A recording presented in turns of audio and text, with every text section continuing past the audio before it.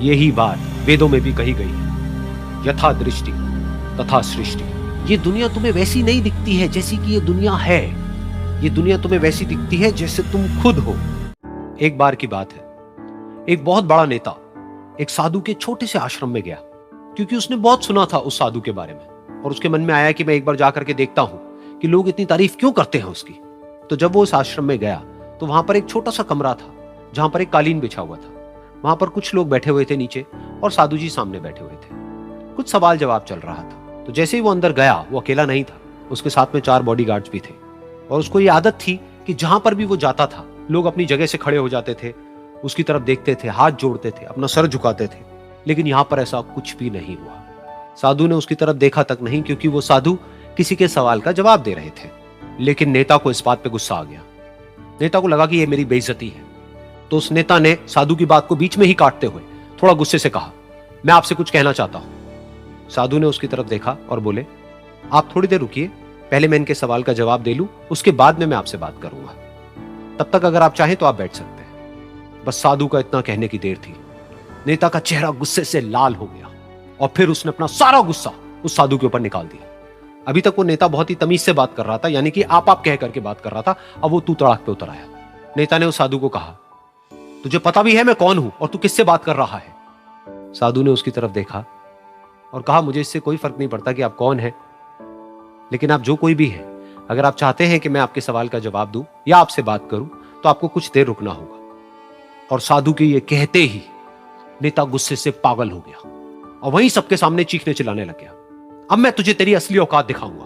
तूने मुझसे पंगा लेकर के ठीक नहीं किया है। तुझे पता भी है मैं तेरे बारे में क्या सोचता हूं।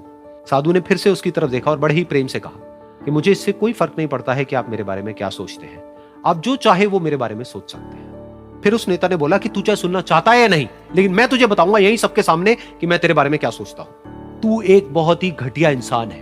तू कोई साधु नहीं है, तू एक ढोंगी है, पाखंडी है, और यहां पर जितने भी लोग बैठे हैं उन सबको बेवकूफ बना रहा है। तेरा बस एक ही मकसद है कि इन लोगों की जेब में जितना भी पैसा है वो सब तेरे पास में आ जाए। तू अपने फायदे के लिए इन लोगों का इस्तेमाल कर रहा है, और अब मैं तुझे नहीं छोड़ने वाला। तेरा पर्दाफाश करके रहूंगा पूरी दुनिया के सामने।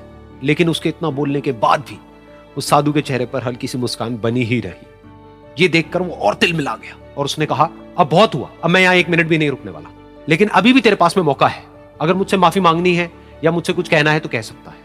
इतना सब होने के बाद भी साधु बिल्कुल शांत था और उनके चेहरे पर एक मुस्कान थी।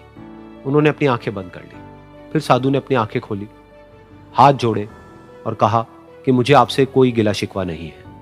मेरे मन में आपके लिए कोई भी गलत ख्याल नहीं है। जो भी आपने मेरे बारे में कहा वो आपकी अपनी सोच थी, तो मुझे आप में कोई भी बुराई नजर नहीं आती है। मुझे आप एक बहुत ही भले इंसान लगते हैं। और साधु के इतना कहते ही नेताजी का दिमाग 7वें आसमान पर पहुंच गया। उनके चेहरे पर एक अजीब सी खुशी थी, क्योंकि उस साधु ने वो ही कहा जो बाकी सब लोग उस नेता को कहते हैं। और वो खुशी खुशी उस आश्रम से अपने घर की तरफ चला गया और जा करके अपने पिताजी के साथ में बैठ गया।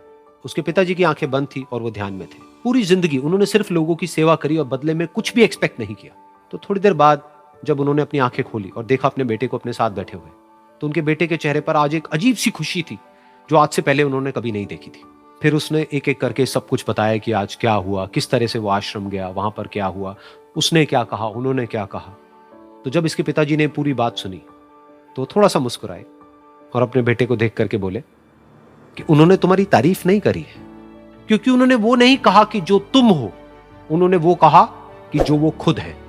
और तुमने जो भी कुछ उनको कहा वो नहीं कहा कि जो वो है, बल्कि तुमने वो कहा जो तुम खुद हो। यही बात वेदों में भी कही गई है, यथा दृष्टि तथा सृष्टि।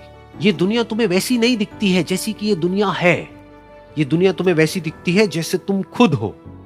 जिसकी नजर जैसी है उसके लिए ये दुनिया वैसी ही है।